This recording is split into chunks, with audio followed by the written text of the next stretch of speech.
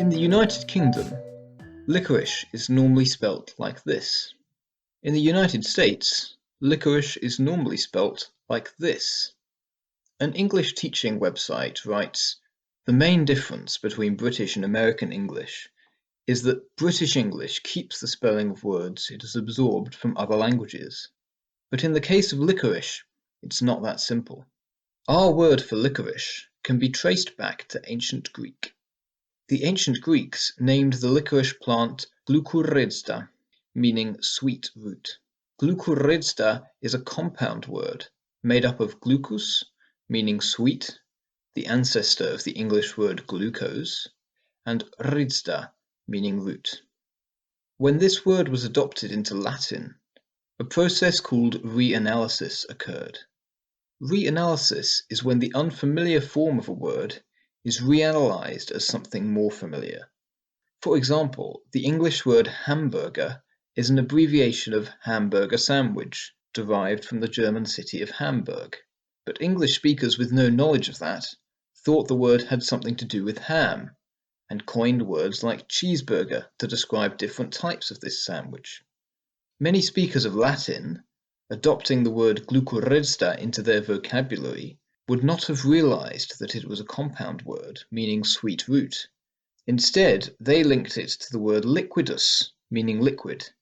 So rather than the Greek word liquorice giving the Latin word liquiritia, which would be closer to the Greek, the late Latin word for licorice is liquiritia.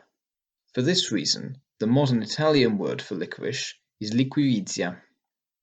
However, the two variants liquoritia and liquiritia were both used in spoken Latin.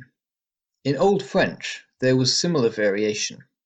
After the Norman conquest of 1066, French vocabulary was introduced into English, and Middle English had a wide array of spellings for licorice, some with Q's and some with C's. Eventually there were two spellings which lasted, one with Q and one with C. In Britain, the Q spelling became dominant, influenced by the same reanalysis the Romans had done.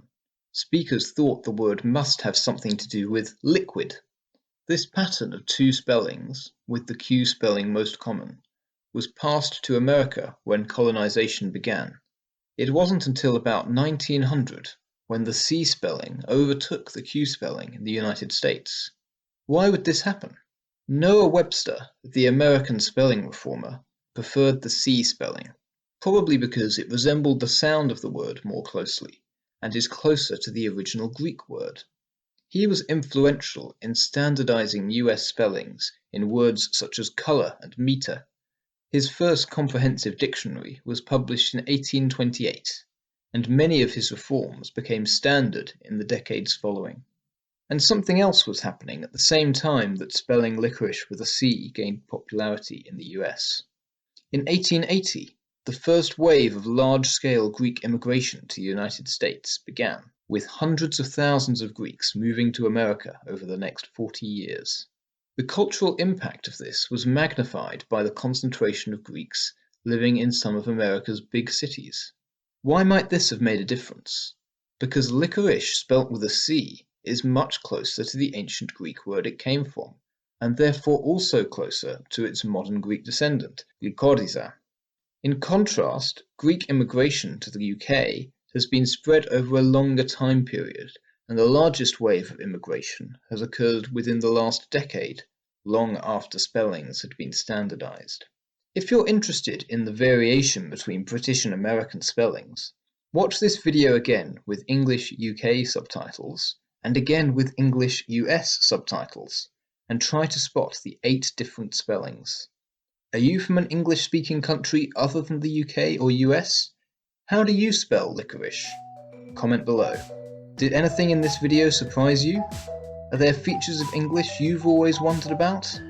Comment below, like and subscribe.